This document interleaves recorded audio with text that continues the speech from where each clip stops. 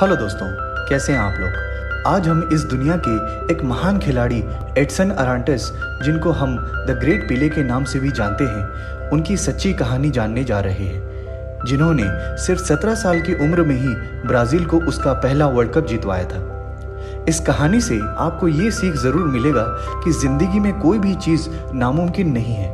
अगर हम ठान लें और उस पर मेहनत करें तो बड़ा सा बड़ा मुकाम हम हासिल कर सकते हैं।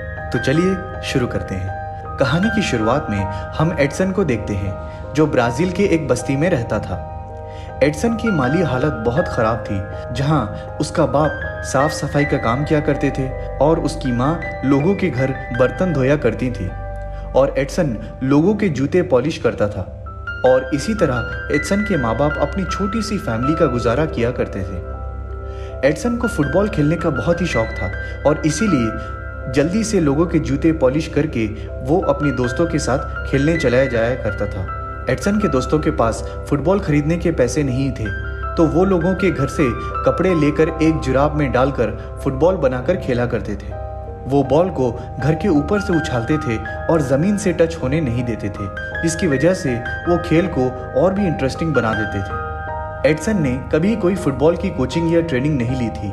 उसके बावजूद एडसन बहुत अच्छा फुटबॉल खेल लेता था। फुटबॉल खेलने की वजह से उनके कपड़े भी कई बार गंदे हो जाया करते थे, जिसकी वजह से एडसन यानी डीको और उसके छोटे भाई को उनकी माँ से डांट भी पड़ा करती थी, क्योंकि डीको की माँ को फुटबॉल पसंद नहीं था, जिसके बारे में हम आगे चलकर जानने वाले हैं कि क्यों उनको फुटबॉल पसंद नहीं था।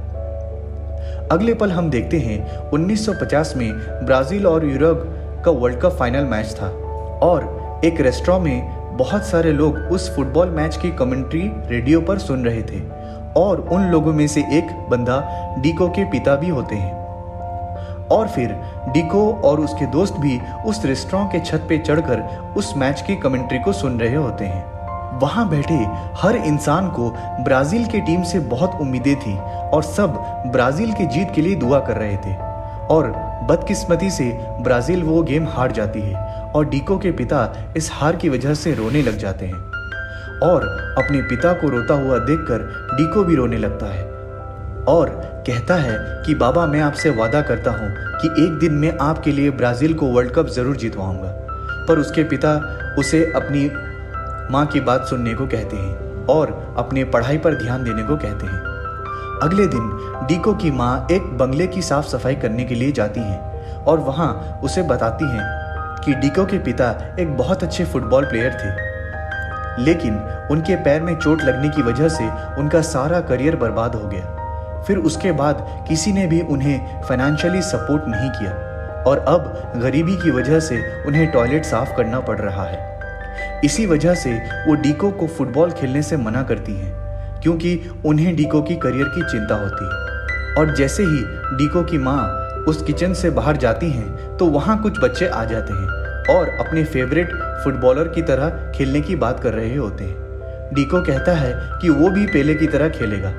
सब लड़के उसकी ये बात सुनकर उसका मजाक बनाने लग जाते हैं, क्योंकि उस फुटबॉल प्लेयर का नाम पेले नहीं बीले था और डीको ने उसका नाम गलत प्रोनाउंस किया था। फिर वो घमंडी लड़के डीको को पेले के नाम से चिढ़ाने लगते हैं और फ्लोर पर पानी भी गिरा देते हैं। तभी डीको की माँ वहाँ आ जाती हैं। उन्हें इन बातों के बारे में कुछ भी पता नहीं होता है। उसके बावजूद वो डीको की तरफ से माफ़ी मांगती हैं और वो लड़के अपने घमंड में वहाँ से चले जाते हैं। फिर डीको वहाँ से निकलने से पहले वो पैम्पलेट उठा लेता है जिसमें वो फुटबॉल टूर्नामेंट की खबर छपी होती है। फिर डीको और उसके बस्ती के बच्चे भी उस टूर्नामेंट में हिस्सा लेने की सोचते हैं और हिस्सा लेते हैं। और फिर वो लोग बेडशीट का कपड़ा फाड़कर खुद के लिए टी शर्ट्स बना लेते हैं, लेकिन उनके पास पहनने को जूते नहीं होते हैं। जूते नहीं होने की वजह से बंगलो वाला किंगस्टन स्कूल के बच्चे उनको शूलेस बुलाकर चिढ़ाने लगते हैं, जिसकी वजह से डीको और उसके फ्रेंड्स शर्मिंदा हो जाते हैं। तो फिर वो अपने लिए जूतों का इंतजाम करने के लिए वो लोग मूंगफलियों की बोरियां चुरा कर भागने लग जाते हैं, ताकि उसे बेचकर जूते खरीदे जा सकें। लेकिन किंगस्टन के घमंडी बच्चे बाजार में उनका मजाक उड़ाने लगते हैं और वो डीको को पेले नाम से भी चिढ़ाते हैं। और गुस्से में डीको उस बंदे को थप्पड़ मार देता है और उन लोगों के बीच लड़ाई हो जाती है। और फिर उस झगड़े के बाद डीको की माँ को लगता है कि स्कूल की टीचर ने उसे पीटा है, तो वो गुस्सा होकर डीको को स्कूल लेकर जाने की सोचती है। फिर डीको के पिता कहते हैं कि मैं कल स्कूल जाकर बात कर लूँगा, रहने दो फिलहाल। पर डीको के पिता को डीको के इस झगड़े के बारे में पता था। अगले पल डीको के पिता उसको समझाते हैं कि झगड़े का कारण तुम्हारी इनसिक्योरिटी है, तुम्हें अपने हालात और गरीबी से शर्मिंदा नहीं होना चाहिए। और एक अच्छा खिलाड़ी अपने ओपोनेंट को अपनी परफॉर्मेंस से जवाब देता है, ना कि लड़ाई झगड़े से। फिर डीको ये जानकर खुश होता है कि उसके पिता उसके साइड है। फिर फाइनल मैच का दिन आ जाता है। ये मैच किंग्स और शूले स्वन के बीच होता है और फाइनल मैच में ब्राज़ील के फुटबॉल लेजेंड वोल्डेमार डब्रिटो भी मौजूद होते हैं, जो मैच में अच्छा परफॉर्म करने वाले खिलाड़ी को सिलेक्ट करने वाले होते हैं। किंगस्टन के बच्चों ने डीको का नाम पेले लिखवा दिया होता है और जब उसका नाम अनाउंस होता है तो डीको बहुत गुस्सा हो जाता है। और फिर हम देखते हैं कि डीको के दोस्त कुछ पुराने जूते ले आए होते हैं, पर वो जूते इनके साइज के नहीं होते हैं। फिर भी वो लोग उस जूते को पहन लेते हैं, पर उसकी वजह से उनकी स्पीड कम हो जाती है और उसका फ़ायदा उठाकर दूसरी टीम गोल पर गोल करने लग जाते हैं और स्कोर को 6-0 पर ले जाते हैं। और फिर वो लोग डीको को पेले नाम से भी चिढ़ाते हैं और डीको गुस्सा होकर झगड़ने लगता है और उसे अपने पिता की बताई हुई बात याद आती है और वो अपने जूते निकाल कर फेंक देता है और अपने पूरे फोकस के साथ खेलने लग जाता है, जैसे वो अपने दोस्तों के साथ बस्ती में खेला करता था।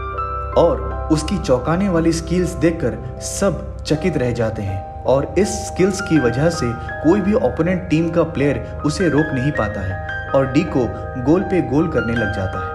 और फिर बाकी बच्चे भी डीको को देखकर अपने जूते निकालकर खेलने लग जाते हैं और वो लोग मिलकर गेम को पूरी तरह से पलट देते हैं और स्कोर को 6-0 से लेकर 6-5 पर ले जाते हैं। पर टाइम खत्म होने की वजह से डीको की टीम हार जाती है। पर सारी ऑडियंस को शूले स्वंस की परफॉर्मेंस बहुत अच्छी लगती है और डीको के सम्मान में सारा मैदान पेले नाम से गूंज रहा होता है और सब लोग उसे पेले नाम से जानने लग जाते हैं। और दूसरी तरफ किंग्स टीम ने सिर्फ ट्रॉफी जीता होता है, लेकिन डीको की टीम ने सबका दिल जीत लिया होता है। फिर वोल्डेमार डब्रिटो डीको की परफॉर्मेंस देखकर उसके पिता को अपना कार्ड दे देते हैं। मैच खत्म होने के बाद मूंगफली के गोदाम में काम करने वाले चौकीदार वहां आ जाते हैं, जो चोरी का बदला लेने के लिए डीको और उसकी टीम का पीछा करने लग जाते हैं। उनसे बचने के लिए डीको अपने दोस्तों के साथ जंगल में भागने लगता है, लेकिन गिरने की वजह से एक बच्चे को चोट लग जाती है, जिसे डीको एक गड्ढे में छुपा देता है। पर तेज बारिश होने की वजह से जमीन धंस जाती है और डीको उसे बचाने के लिए पूरी कोशिश भी करता है, पर वो बच्चा मिट्टी में दबकर मर जाता है। अपने दोस्त की मौत के बाद डीको बहुत ही दुखी हो जाता है और वो खुद को उसकी मौत की जिम्मेदार मानता है और अपनी माँ को सारी बात बता देता है। उसकी माँ जानती थी कि ये सिर्फ एक महज एक्सीडेंट था और डीको ने ऐसा जानबूझकर नहीं किया। पर डीको काफ़ी दुखी था और वो कहता है कि मैं अब अच्छे बच्चे की तरह फुटबॉल छोड़कर सिर्फ पढ़ाई में ध्यान दूंगा और माँ आप जो कहेंगी मैं उसको मानूंगा। अगले दिन स्कूल के बाद डीको के पिता उसे अपने साथ काम पर ले जाते हैं, जहाँ हॉस्पिटल में वो साफ सफाई का काम करते थे। डीको के पिता का काम काफ़ी सख्त था, लेकिन डीको के पिता काफ़ी मेहनती थे, जो पूरी ईमानदारी के साथ अपने काम को बखूबी निभाते थे। और फिर वहाँ पर काम खत्म करने के बाद डीको और उसके पिता एक जगह बैठकर खाना खा रहे होते हैं और फिर उसके पिता बताते हैं कि कैसे वो बचपन में एक आम को फुटबॉल बनाकर खेला करते थे और वो डीको को कुछ स्किल्स भी सिखाते हैं, लेकिन डीको अपने पिता की बात को बिल्कुल भी इग्नोर कर देता है।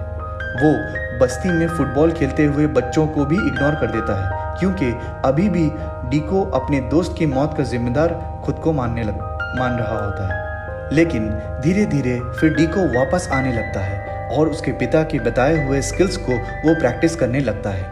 और फिर ऐसे ही कुछ साल बीत जाते हैं और डीको अब 15 साल का बच्चा हो चुका था। और उसके पिता उसे बहुत सारी नई नई टेक्निक्स सिखाते हैं, जिससे डीको बड़ी लगन और फोकस के साथ सीखता है। एक दिन डीको की माँ उसको उसके पिता के साथ प्रैक्टिस करते हुए देख लेती है और वो डीको के स्किल्स देखकर समझ चुकी होती हैं कि डीको की मंजिल फुटबॉल ही है। और फिर फुटबॉल स्टार वोल्डेमार डबरी को वहाँ बुला लेती है और जब डीको वहाँ आता है तो वोल्डेमार डीको के घर ऑलरेडी पहुँच चुके होते हैं और वोल्डेमार डीको को सैंटोस फुटबॉल एकेडमी में शामिल करना चाह रहे होते हैं। ये बात सुनकर डीको बहुत ही खुश होता है और अपनी माँ के गले लग जाता है। फिर डीको वोल्डेमार के साथ सैंटोस चला जाता है और अपनी ट्रेनिंग शुरू करता है। डीको का कोच उसे फुटबॉल के ट्रेडिशनल टेक्निक सीखने को कहता है क्योंकि उसे डीको का खेलने का तरीका पसंद नहीं था। वो कहता है कि तुम बंदरों की तरह खेल रहे हो और फिर कोच उसे 1950 का मैच दिखाता है जहां ब्राज़ील की टीम ने ट्रेडिशनल तरीके का इस्तेमाल नहीं किया था और उसकी वजह से उनकी बहुत ही बुरी तरीके से हार हो गई थी। लेकिन डीको के लिए उसके पुराने तरीके को भूलकर ट्रेडिशनल तरीके से प्रैक्टिस करके खेलना उसके लिए बहुत ही मुश्किल था और फिर डीको देर रात तक प्रैक्टिस करता है, पर ट्रेडिशनल तरीके से उसकी गेम बिगिनर लेवल से भी खराब हो रही होती है और उसकी वजह से डीको बहुत ही निराश हो जाता है और ये बात वोल्डेमार भी नोटिस करते हैं क्योंकि प्रैक्टिस मैच में डीको एक भी गोल नहीं कर पाता है क्योंकि उसके कोच ने उसे ट्रेडिशनल तरीके से खेलने को कहा होता है और इसी वजह से उसका आत्मविश्वास टूटता रहता था और डीको अक्सर रात को इसी वजह से रोया करता था। फिर एक रात डीको अपने सामान बांधकर रेलवे स्टेशन जा रहा होता है, तभी वोल्डेमार उसको देख लेते हैं। वोल्डेमार उसके घर जाने का कारण पूछते हैं और डीको कहता है कि कोच को मेरे खेलने का तरीका पसंद नहीं है, दूसरे लड़के मुझसे बेहतर हैं, इसीलिए मेरा सिलेक्शन होना मुश्किल है और अगर इस फुटबॉल की वजह से पढ़ाई भी मैंने नहीं की तो मुझे भी मेरे पापा की तरह टॉयलेट साफ करना पड़ेगा। फिर वोल्डेमार कहते हैं कि तुम्हारे फुटबॉल खेलने के तरीके को द जिंगा स्टाइल कहा जाता है, जिसका इस्तेमाल आज़ादी के दौर में लड़ाई करने के लिए किया गया था, जिसकी वजह से हमारे देश को आज़ादी हासिल करने में हमें बहुत मदद मिली थी। लेकिन 1950 के वर्ल्ड कप में ब्राज़ील का हार का कारण द जिंगा स्टाइल ही था और तब से कोई भी जिंगा स्टाइल में खेलना पसंद नहीं करता है। वोल्डेमार को एक सदमा भी था कि जिंगा स्टाइल उनके पूर्वजों की विरासत थी और ब्राज़ील के लोग उसे भूलते जा रहे थे। फिर वोल्डेमार डीको से कहते हैं कि तुम्हारा जिंगा स्टाइल बहुत ही स्ट्रांग है, तुम अपने जिंगा स्टाइल की ताकत सबको दिखा दो या फिर किसी कायर की तरह अपने घर वापस लौट जाओ। वोल्डेमार की बातें सुनकर डीको एकेडमी वापस चला जाता है। फिर अगले दिन डीको फुटबॉल खेल रहा होता है, पर वो बॉल के पास को मिस कर देता है और अपने टीम के एक खिलाड़ी से टकराकर गिर जाता है। फिर वो वोल्डेमार को देखता है। फिर डीको अपने पिता के सिखाए हुए टेक्निक्स को याद करता है, जिसे हम द जिंगा स्टाइल के नाम से जानते हैं।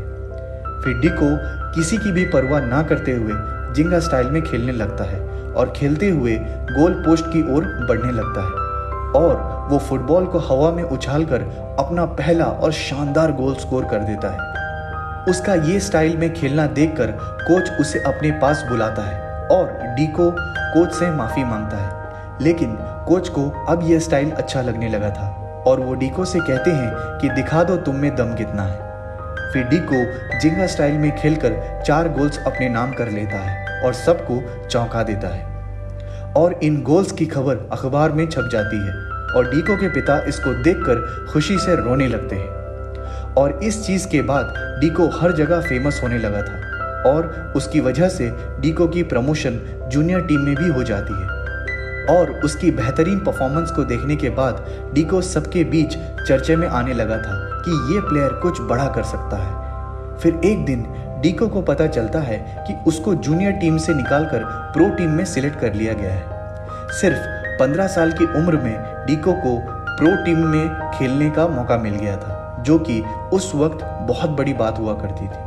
फिर एक दिन डीको अपने फैमिली से मिलने जाता है और उसके माता पिता उसे देखकर बहुत ही खुश हो जाते हैं और डीको अपने पिता के लिए एक रेडियो भी लाया होता है ताकि वो रेडियो में फुटबॉल कमेंट्री सुन सकें। फिर अगले दिन डीको, उसके पिता और उसका छोटा भाई जब रेडियो पर नेशनल फुटबॉल टीम सिलेक्शन की डिटेल्स सुन रहे होते हैं कि 16 वर्षीय एडसन यानी डीको को भी नेशनल टीम में सिलेक्ट कर लिया गया है, उसके पिता और भाई खुशी से झूमने लगते हैं। फिर उसके पिता बताते हैं कि वो जिंगा स्टाइल में खेला करते थे और एक मैच में सेल्फ डाउट और इनसिक्योरिटी की वजह से वो सही टाइम पर शॉट नहीं मार पाए और उन्हें इंजरी हो गई और इस वजह से उनका फुटबॉल करियर ख़त्म हो गया। वो डीको से कहते हैं कि डाउट्स और इनसिक्योरिटीज़ की जगह जिंगा स्टाइल में नहीं है। फिर वो डीको को पेले नाम का टी शर्ट दिखाते हैं और कहते हैं कि जब सारी दुनिया तुम्हें नीचे दिखाने की कोशिश करेगी और तुम्हारा मजाक बनाएगी तो तब तुम खुद पर भरोसा करना। तुम्हें खुद पर भरोसा होना चाहिए कि मैं क्या कर सकता हूँ। उसके बाद डीको फिर अपने नेशनल टीम मेंबर्स से मिलता है जो कि काफ़ी फ्रेंडली होते हैं और वहाँ डीको उस किंगस्टन स्कूल के स्टूडेंट जॉश को भी देखता है जिसने उसे पेले नाम दिया था। कोच जॉश और डीको में से ही एक प्लेयर को सिलेक्ट करने वाले थे। जॉश को अपने इटालियन बैकग्राउंड और अपने फुटबॉल के ट्रेडिशनल स्टाइल पर काफ़ी घमंड था, जो माइक पर डीको और बाकी खिलाड़ियों का मजाक उड़ाता है क्योंकि वो जिंगा स्टाइल में खेलते थे और उसकी वजह से रिपोर्टर्स जिंगा स्टाइल पर सवाल उठाते हैं। पर कोच कहते हैं कि हम ट्रेडिशनल स्टाइल में ही खेलेंगे क्योंकि जिंगा की वजह से हम 1950 का वर्ल्ड कप ऑलरेडी हार चुके हैं। अपने ही देश में डीको और बाकी प्लेयर्स अपने आप को अकेला महसूस कर रहे होते हैं क्योंकि उनका कोच बाकी प्लेयर्स को ज़्यादा सिविलाइज्ड और स्किल्ड मान रहा होता है। फिर कोच डीको से कहता है कि मैंने ब्राज़ील के प्रेसिडेंट से वादा किया है कि हम जिंगा स्टाइल में खेलने की गलती कभी नहीं करेंगे। फिर वो डीको पर चिल्लाते हुए कहता है कि सैंटोस में तुम्हारे लिए जिंगा स्टाइल चल गया था, यहाँ नहीं चलेगा। इंटरनेशनल मैच में जिंगा स्टाइल काम नहीं करेगा और तुम वैसा ही करोगे जैसा मैं तुमसे कहूँगा, क्योंकि वो जिंगा स्टाइल को जंगलियों का स्टाइल मानता था। फिर डीको अगले दिन से बाकी प्लेयर्स के साथ ट्रेडिशनल यूरोपियन स्टाइल में प्रैक्टिस करने लगता है, लेकिन ट्रेडिशनल वे में उसकी परफॉर्मेंस कुछ खास नहीं हो रही होती है। फिर एक दिन मैच के दौरान कोच प्लेइंग 11 का सिलेक्शन करने वाला होता है। तब डीको का जॉश के साथ कंपटीशन हो जाता है और जॉश ट्रेडिशनल स्टाइल में काफ़ी तेज़ होता है, जो बड़े आराम से गोल स्कोर कर लेता है और डीको को बीट कर देता है। बदले में डीको जिंगा स्टाइल में खेलने लग जाता है, लेकिन इस बार उसके घुटने में चोट लग जाती है। फिर मैच के बाद डीको अपनी माँ से कहता है कि मुझे आपकी बात सुन लेनी चाहिए थी। डीको को डर था कि कहीं उसे भी उसके पिता की तरह टॉयलेट साफ करना ना पड़ जाए। फिर उसकी माँ कहती हैं कि तुम्हें चिंता करने की कोई ज़रूरत नहीं, ये फैसला हम सबका था, सिर्फ तुम्हारा नहीं, और जो भी फैसला हमने किया है वो बिल्कुल सही किया है। हम सब तुम्हारे साथ हैं, तो चिंता ना करो बेटा। फिर उसके दूसरे दिन डीको का चेकअप होता है और डॉक्टर बताता है कि डीको उस सीज़न में खेल नहीं पाएगा, लेकिन अब डीको को रिप्लेस किया नहीं जा सकता है क्योंकि अब बहुत ही देर हो चुकी थी। तभी रेडियो पर न्यूज़ आती है कि ब्राज़ील के प्लेयर्स अभी भी अपनी गलतियों से कुछ नहीं सीखे क्योंकि जिंगा की वजह से उनके एक प्लेयर को चोट लग चुकी है। फिर सारे प्लेयर्स और कोच डीको को देखते हैं और वो सब डीको से नाराज़ लग रहे होते हैं। फिर 1958 का वर्ल्ड कप मैच स्टार्ट हो जाता है और डीको हर मैच को बड़े ही ध्यान और फोकस के साथ देखता है और अपने घुटने को जल्द से जल्द ठीक करने की हर संभव कोशिश में लग जाता है। ब्राज़ील की टीम शुरुआती खेलों में अपने कुछ मैचेस जीत जाती है, लेकिन उनका एक मैच जो इंग्लैंड के साथ होता है वो काफ़ी खतरनाक होता है, जिसमें ब्राज़ील के काफ़ी अच्छे प्लेयर्स घायल हो जाते हैं और उनमें से एक जॉश भी होता है। अब कोच के पास कोई भी ऑप्शन नहीं बचता है तो वो डीको को खेलने के लिए कहता है।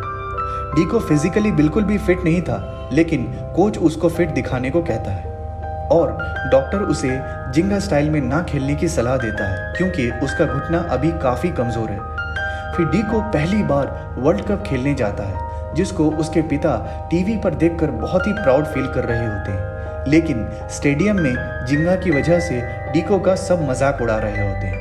फिर कमज़ोर घुटने की वजह से डीको सही से खेल नहीं पा रहा होता है, जो अपने बॉल पास को मिस कर देता है और उसके बावजूद ब्राज़ील टीम अपना पहला गोल कर देती है और वो मैच जीतकर सेमीफाइनल्स में पहुंच जाते हैं। सेमीफाइनल्स में ब्राज़ील का मुकाबला फ्रांस के साथ था, जिसमें फ्रांस के प्लेयर्स बड़ी आसानी से डीको से बॉल छीन लेते हैं और फर्स्ट हाफ में अपना पहला गोल कर लेते हैं। इंटरवल के दौरान डीको अपने टीम के घायल खिलाड़ियों को देखता है और जॉश के पास चला जाता है, जो अकेला बैठा होता है।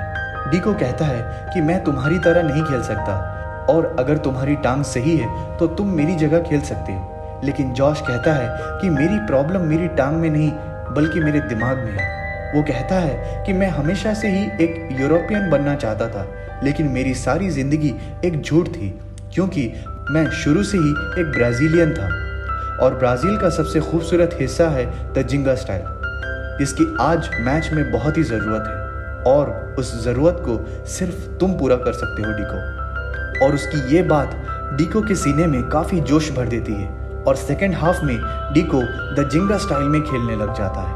और फिर वो ना ही कोच की बात सुनता है और ना ही डॉक्टर की, क्योंकि वो अपने दिल की बात सुन रहा होता है। फिर डीको बड़ी तेजी से गोल पोस्ट की तरफ बढ़ता है और बॉल को हवा में उछालकर गोल स्कोर कर देता है। और फ्रांस की टीम को डीको की टेक्निक समझ नहीं आ रही होती है और उसका फायदा उठाकर डीको गोल पर गोल स्कोर करने लगता है और ब्राज़ील को वर्ल्ड कप फाइनल्स में ले जाता है। लेकिन उनका फाइनल मैच वर्ल्ड के सबसे स्ट्रॉन्गेस्ट टीम स्वीडन के साथ था।